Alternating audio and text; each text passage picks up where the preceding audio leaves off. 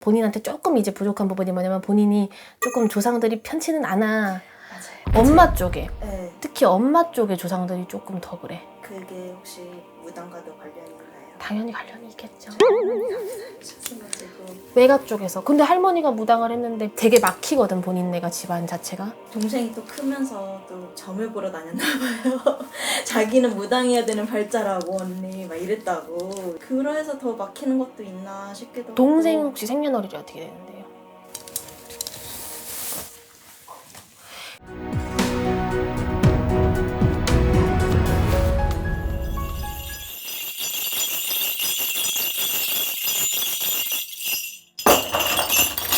자리가 변해야 돼. 뭔 말인지 알아? 이동변동수가 있어서 자리가 변할 일이 있어. 따로 계획한 거 없어요? 계속 고민을 하긴 했어요. 직장을 제가 일하는 데서 옮겨야 되나 아니면 나중에는 차리는 것까지. 지금 약간 예체능 계열로 네. 그런 쪽으로 하고 있어. 뭐 네. 미용이라든지 미용하고 그죠? 있어요. 이런 쪽으로 자리 변동을 해야 될 것 같아. 지금 해야 돼요? 움직여도 크게 나쁘지 않고 부터 온 때가 들어왔는데 그때는 차려도 돼. 그때는 내가 내 샵을 차려가지고 해도 되는데 이렇게 본인이 처음부터 크게 차려서 할 수가 없어. 작게 처음에는 작게 하지만 나중에는 어느 정도 크게. 규모가 될 거야. 아, 그렇게 네네. 보여지기 때문에 그런 게 있어. 그리고 할머니가 본인이 약간 서비스적인 거 있잖아. 본인 잘한대. 그래서 사람이 한 번 온 사람이 본인을 또 찾는 경우가 많아. 본인 손님이 되게 많대. 그러니까 나를 찾아오는 그 단골들이잖아. 그래서 본인이 그걸 되게 잘한대. 그러니까 쉽게 말하면 얼굴이 두 개라는 거야.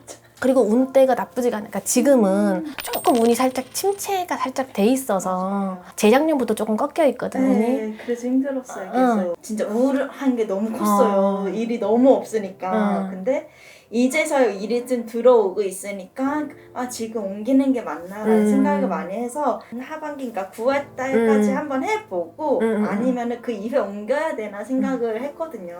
9월 달까지는 해보고 해보고 어차피 9월도 올해잖아. 네, 올해만 맞아요. 옮기면 되니까 9월 달까지는 해보고 그러고 나서 10월달 11월 이때쯤 옮겨도 괜찮은 거죠. 그때쯤으로 옮기셔도 되고 마스크 잠깐만 내려볼래요? 아, 네. 너무 좋아. 괜찮은 거예요? 관상이 네. 하관이 너무 좋아. 아 진짜요?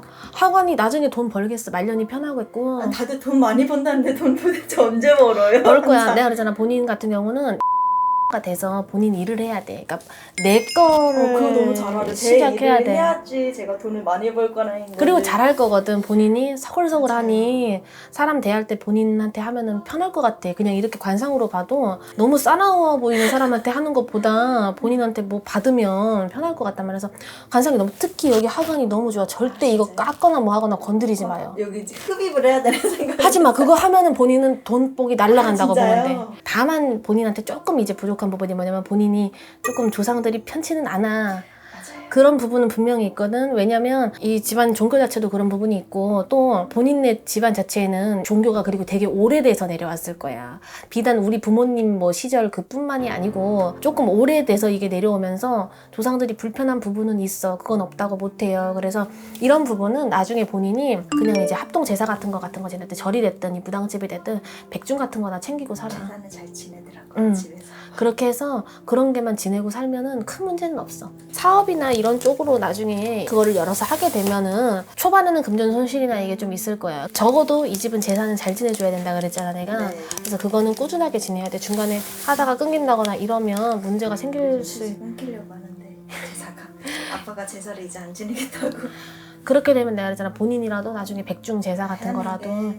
그렇게 지내고 사시는 게 맞고 엄마 쪽에 네. 특히 엄마 쪽의 조상들이 조금 더 그래. 그게 혹시 무당과도 관련이 있나요? 당연히 관련이 있겠죠. 셨어가지고 외가 쪽에서. 근데 할머니가 무당을 했는데 쉽게 말하면 밑에 자손들이 네. 그러니까 왜 천주교로 다 개종을 했냐 이 말이야. 엄마만 하고 나머지는 할머니 때부터 계속 천주교. 네, 그래가지고 제가 천주교로 들어가긴 했는데 내가 아까 그 말했잖아. 이 집은 오래된 천주교야. 부모에서부터가 아니라 그랬잖아. 내가 우때에서부터의 천주교 집안이라 그랬잖아. 그러니까 외할머니가 이거를 한 거지. 그쵸. 무당을 한 거지. 맞아요. 맞아, 외할머니. 네. 내가 그랬잖아. 외가에서 되게 막히거든 본인네가 집안 자체가. 좀 많이 안 풀린 것 같더라고요. 외가 쪽에서 많이 막히고 본인 자체는 신받아야 되거나 그런 가물은 네, 아니야. 뭐 맞아요. 가물은 있으니까 미용 쪽이나 이런 쪽 그쵸. 일을 하겠지만 무당돼야 될 사람은 전혀 아니거든. 동생이 또 크면서 또 점을 보러 다녔나 봐요. 자기는 무당해야 되는 발자라고 언니 막 이랬다고. 그래서 더 막히는 것도 있나 싶기도 하고. 동생 혹시 생년월일이 어떻게 되는데요? 얘 건강 조심해야 되겠어. 안 좋아요 건강이. 건강 조심을 얘는 많이 해야 될 거야. 왜냐면 이 신의 가물에도 치이는 방향이 있잖아. 어떤 사람은 뭐 사업으로 치이는 사람. 얘는 건강으로 와 이게. 자궁도 자궁이지만 이 사람 자체는 한 번씩 갑작스럽게 오한이 된다든지 이게 몸에 갑자기 한기 드는 거 있잖아. 네네네. 오한 기운이 든다든지 아니면은 물가라든지 이런 데를 갔다 오고 나면 더 안 좋아질 수도 있어. 그래서 웬만하면은 바닷가라든지 뭐 계곡이라든지 이런 데 놀러 가는 거는 얘는 피하는 게 좋아. 바다 엄청 좋아해요. 왜냐면 이 집안 자체가 용궁줄이 강해. 그래서 그런 데 갔다 오면 우리 무당들이 명상 가서 기도받는 것처럼 괜히 그런 데서 뭐가 타오거나 이러면 안 되잖아. 그러니까 물가는 피하라고 그래요. 저도 그러면 피하는데. 본인은 큰 문제는 없는데 네. 그래도 찝찝하면 우리 안 하는 게 낫잖아. 맞아요. 그래서 그렇게 하시는 게 좋고 그렇다고 해서 나는 이 사람이 신을 받아야 된다 이런 생각은 안 들어. 저도 그럴. 나는 그런 생각은 안 들거든. 그러니까 가물이 있는 건 맞고 네네. 그런 풍파가 좀 치이는 건 있지만 부채방울 들고 무당을 해야 된다 이런 생각까지 들지는 않아요. 본인도 마찬가지 여기도 마찬가지. 가물 있는 사람들인 건 맞으나 그럴 필요는 없다. 그리고 할머니 같은 경우도 아주 크게 불리거나 그러지는 나는 못했다고 보여지거든. 정말 안 보셨어요. 그냥 신당만 그지? 보시고. 크게 불리거나 그랬던 분이 아니야. 네. 그래서 어떤 느낌이냐면 이 집은 사실은 무당이 안 나왔었어도 되는 집이었는데 할머니가 뭐 어떤 계기가 되었던지 간에 그렇지 건강을 위해서 받으셔서 맞아요. 이렇게 빌어온 거기 때문에 내가 봐서 자손대까지 뭐 그게 무당을 해야 되는 줄이 내려온 건 아닌데 네. 그래도 빌었던 할머니가 있기 때문에 그나마 그 정도 풀릴 수 있었던 거. 그렇게 해줬고 또 그 할머니뿐만 아니라 어쨌든 그 할머니가 스스로 비리기는 했지만 조상들이 닦았잖아 조금. 그렇기 때문에 아래 자손들도 그거를 조금 해줘야 되거든. 그런 게 조금 너무 없었다 보니 맞아요. 그렇게 됐다 이렇게 보여져. 엄마 쪽에는 잘 되고 있는 사람이 거의 없을 수밖에 없지. 왜냐면 할머니 그 뒤를 무당으로 이어가야 되는 게 아니고 그냥 공을 들여가서 사는 방식으로 이어가면 될 것 같아. 이 집안은. 내가 그랬잖아. 이 집안에는 할머니 외에 딱히 누가 무당이 나와야 될 정도의 집은 아니고 할머니 또한 이렇게 불려야 되는 성수는 아니셨다. 내가 그랬잖아. 다른 거를 떠나서 이 집안에는 꼬박꼬박 제사는 잘 지내야 된다고. 그리고 제사를 끊으면 그때부터는 좀 바람 불 수도 있어. 이 집에. 그러니까 지금 제사는 계속 지내라고 해야 되고 아버지가 나중에 이제 노화가 돼가지고 못 지내시면 또 다음 사람이 지내야지 돼. 이거를 꾸준하게 지내야 되고 이 집안 같은 경우는 한 번씩 집안 조상들을 진우기 같은 거를 해야 돼. 쉽게 말하면 이 집안에는 자 대놓고 얘기할게. 이 집안은 그래도 한 번씩은 살다가 구슬하고 살아야 되긴 한다. 이렇게 나와.